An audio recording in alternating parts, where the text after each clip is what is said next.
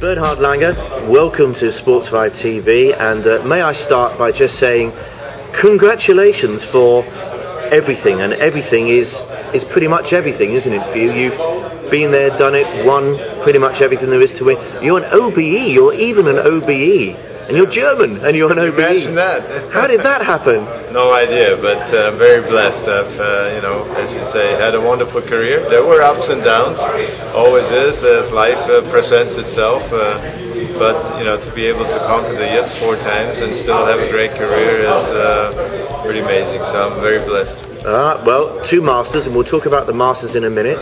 You were the first ever world #1, weren't you? I was, yeah. We didn't have a world ranking, and IMG at the time, I think, started it with might have been Sony, I believe, and they started to rank the golfers from all over the world because it used to be just a big game in America, in Great Britain, but then it became a global game, and there were so many other great players around the world coming up, so they figured out a system to rate every tournament and start a world ranking, and I believe I was the first #1, and 25 years later we have another German. That's crazy. #1. Yeah, but I mean, this is the thing, Bernhard.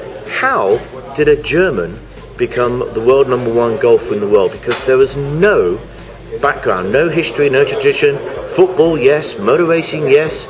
Golf, no. Why did you even play golf, Bernhard? That's a good point. I came from a poor background, and literally we had a golf course about 5 miles away.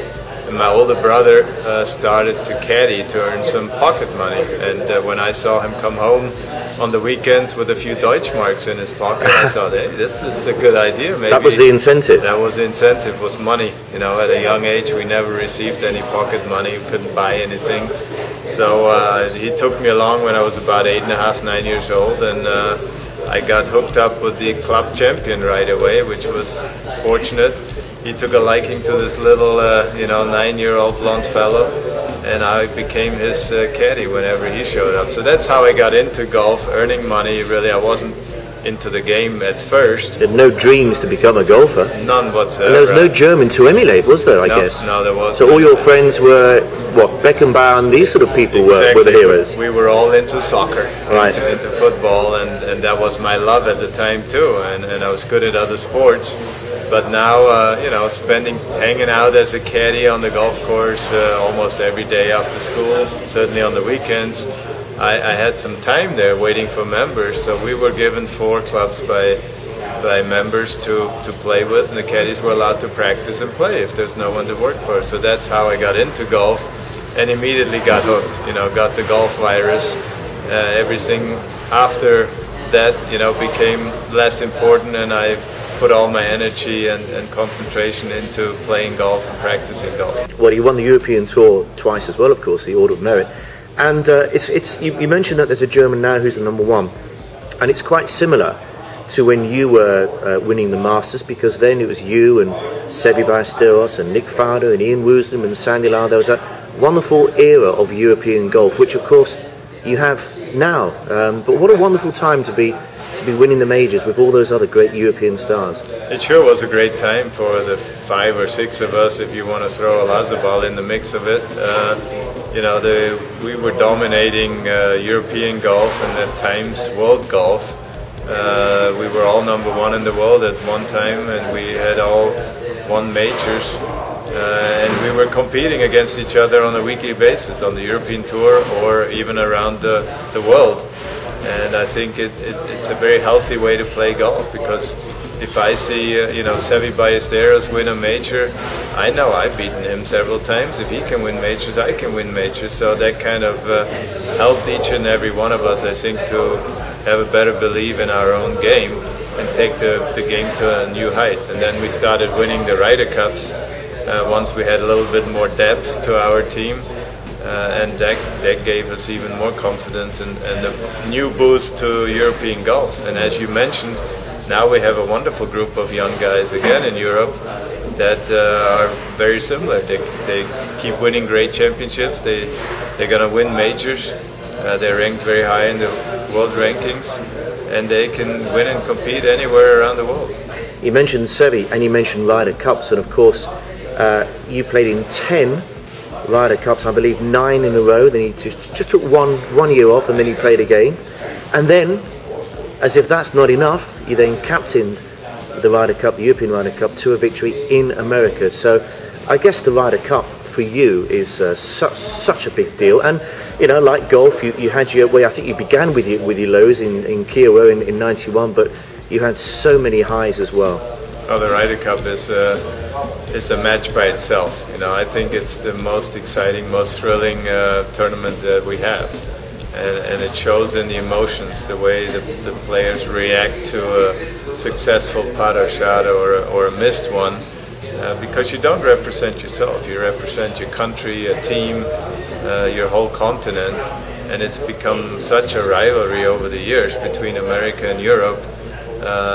There's nothing like it, and it shows up, and the people love it, the players love it. Everybody talks about the Ryder Cup, and they want to be on the team representing their flag and their nation and their continent, and you know, it's just a fantastic game. The players, you know, never stop talking about the last one, and immediately want to be part of the next one. There's nothing like it, and it's wonderful that we have that. Well, I mean, you've had some lows in the Ryder Cup as a player. You've had some highs in the Ryder Cup as a player. How do you compare your experiences in the Ryder Cup to elsewhere in golf? And also, how did you compare being the winning captain to being a winning player? Well, being the winning captain was certainly one of my highlights of my whole life on the golf circuit, because it's, you know, it's one thing being a player on the team. Mainly you just worry about your match that day and your game, but being the captain, you're kind of in charge of everything and everybody, and yet you'd never hit a golf ball. So it was a very different experience. You probably hit every golf ball in your head. In my head, yes, but they hit a lot of them better than I could have hit, I think. So I was glad I was the captain and not a player that year. The team played fantastic, and it was a phenomenal experience. But to compare Ryder Cup with normal tournaments, you know, when you're out there playing a major or any other big tournament, you play for yourself, for your family, maybe with your caddy, obviously, and that's it. Ryder Cup is very different. You're not playing for money. If I mess up in a normal tournament, I'm the one who suffers the most. My caddy, somewhat. It's not the whole team. And that's it. And Ryder Cup, it's the whole team. It's the whole, you know, all the supporters, the sponsors, the whole continent in a sense. And you're not playing for money. You're playing for pride, or whatever you want to call it. And that's very unusual for professionals to start off with, that we wouldn't play for money, because that's what professionals do normally. What do you think of Martin Keimer, as you say, that the next German to be the #1? Pretty good? Better than pretty good. He's phenomenal. I don't know of anybody actually in the game of golf that went through the ranks like this, like Martin did. You know, 5.5 years ago I didn't even know the man. Is that right? You had no idea? If he'd walked past you in the streets, you would not known who he was? No, never. Not even in golfing circles. So he's you know, phenomenal. Come that far in 5 years.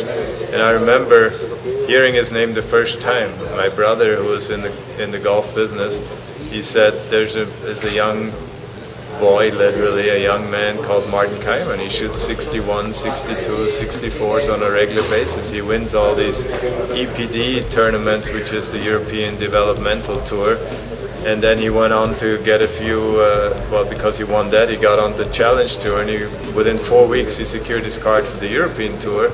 I think he won the first 2 events and finished 3rd and 5th in the other 2. And then he got on the European Tour and he started winning tournaments there pretty soon. Last year he won the money list, he won the race to Dubai. Now he's world #1. It doesn't get any better than that. And what about you, Bernhard? What's happening in your life now? You're playing the seniors, obviously, still as competitive as ever. You're winning quite a lot, aren't you? I'm having a great time on the Champions Tour, really enjoying myself. I made the transition and deciding that I'm just going to focus on the Champions Tour instead of dividing my time between US Tour, European Tour, Champions Tour, and Senior European Tour. You know, I reside here in Florida, so I love playing the Champions Tour, play about 20 to 22 events, and focus on that, and I'm really enjoying it. I was Player of the Year 3 years in a row, I was money list winner 3 years in a row, and won 14 times, so that's not too bad, and I'm just having a great time. Life is good. Bernhard, lovely to meet you. Thank you for your time, and best of luck. Thank you. All the best.